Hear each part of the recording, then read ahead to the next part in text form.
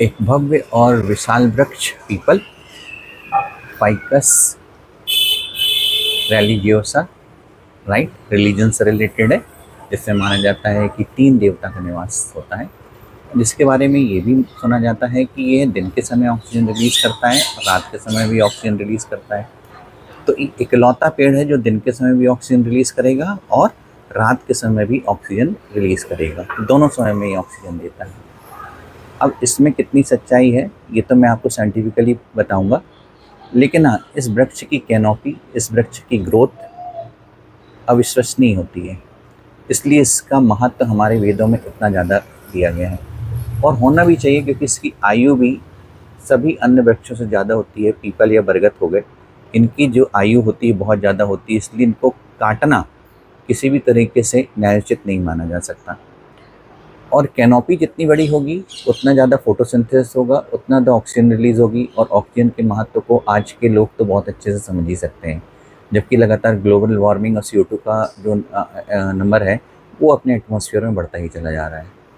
तो इधर यदि आप देखें, जो हमने इसको लगाया था करीब 15 या 16 साल पहले इसको प्लांट किया था, और इसकी हाइट जो है बहुत ज़्यादा पहुंच चुकी है कंपेरेटिवली। यदि आप और दूसरे वृक्षों को देखते हैं यहाँ पे लगे हुए गार्डन में, तो वो इसकी हाइट के बराबर नहीं पहुँचे हैं, जबकि इससे पुराने हैं, उससे ज़्यादा लगभग 15-30 साल पुराने जो वृक्ष लगे हुए।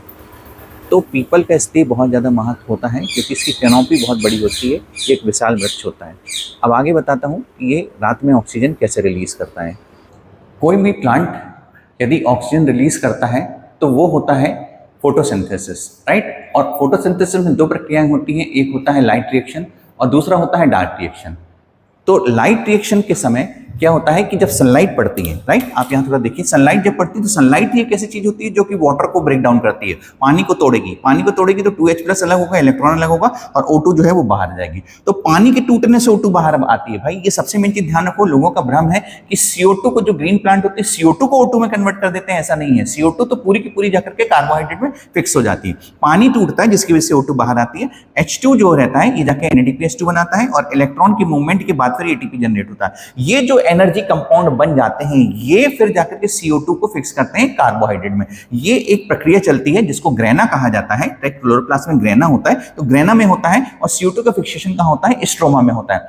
बहुत अच्छी बात ये आप ये ध्यान रखिए कि जो एनर्जी होती है, जो ATP होता है, एनर्जी कॉइन करेंसी कहलाता है, ये सबको मालूम है, चाहे वो साइंस वाले स्टूडेंट हो चाहे ना हो, राइट। लेकिन किसी भी एनर्जी को, चाहे वो लाइट हो, उसको भी अपन स्टोर नहीं कर सकते, सबसे बड़ी दिक्कत यही होती है। इसी तरह से ATP को अपन स्टोर नहीं कर सकते, इसलिए हमको रेगुलर खाने की जरूरत पड़ती रहती है, क्योंकि माइटोकॉन्ड्रिया जिसके बाद ATP बनाएगा और हमारी दिनचर्या चलती रहेगी। इसी तरह से प्लांट में होता है कि ATP बनना है उसके लिए सनलाइट जरूरी है, ATP बनना है तो सनलाइट जरूरी है। ये आप बहुत अच्छे ध्यान रखिए, जब तक ATP बनेगा तब तक ही CO2 का फिक्सेशन होगा, जब तक सनलाइट है तब तक ही H2O का ब्रेकडाउन होगा, उसके बाद नहीं हो सकता। बिना सनलाइट के रात में कभी भी वाटर का ब्रेकडाउन नहीं हो सकता, और O2 रिलीज नहीं हो सकती, किसी कंडीशन में रिलीज नहीं हो सकती, ठीक है।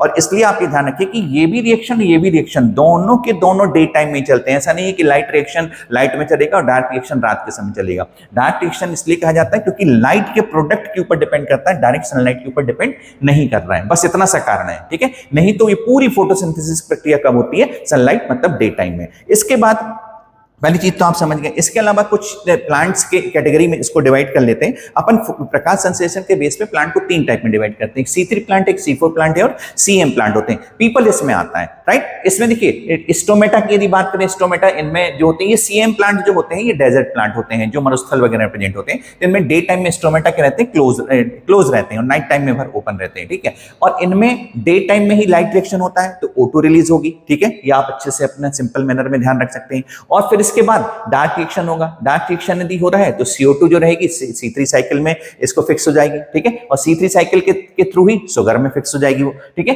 फिर इसके बाद C4 प्लांट की बात करें तो उसमें क्या हो रहा है, डार्क डे टाइम में ही लाइट रिएक्शन हो रहा है, राइट, O2 रिलीज होगी। फिर इसके बाद CO2 जो रहता है वो C4 साइकिल का एक कंपाउंड होता है, वो उसको पकड़ लेता है और बाद में C3 को दे देता है, C3 शुगर बना देता है, ठीक है। और फिर आ जाता है अपना CM, राइट। CM जो साइकिल प्रेजेंट होती है उसमें वो भी डे टाइम में ही लाइट रिएक्शन हो रहा है, O2 रिलीज होगी। तो तीनों टाइप की कोई भी कैटेगरी का कोई भी प्लांट आप ले लीजिए दुनिया में, वो डे टाइम में ही लाइट रिएक्शन करता है और O2 रिलीज करता है। ठीक है, बस इसमें ये अंतर होता है कि डार्क रिएक्शन जो रहता है इसमें, क्योंकि ये सिंपल सी बात है कि स्टोमेटा नाइट टाइम में ओपन होते हैं, तो नाइट टाइम में क्या होता है कि CO2 को बांध करके बैठ जाता है, C4 साइकिल उसको पकड़ लेगा रात के समय में, और जब डे टाइम होगा तो उसको C3 साइकिल को दे देगा। तो C3 साइकिल जब डे टाइम में ATP और ADPase जो बनेगा तो C3 साइकिल को शुगर में कन्वर्ट कर देगी, है कि नहीं। तो ये किसी भी हालत में कोई भी प्लांट दुनिया का जो है वो रात के समय में फोटोसिंथेसिस नहीं करता, रात के समय में O2 रिलीज नहीं करता है। ठीक है, ये केवल अतिशयोक्ति हो जाती है कि जो पीपल है वो रात के समय में O2 रिलीज करता है, ऐसा साइंटिफिकली बिल्कुल पॉसिबल नहीं। Thank you.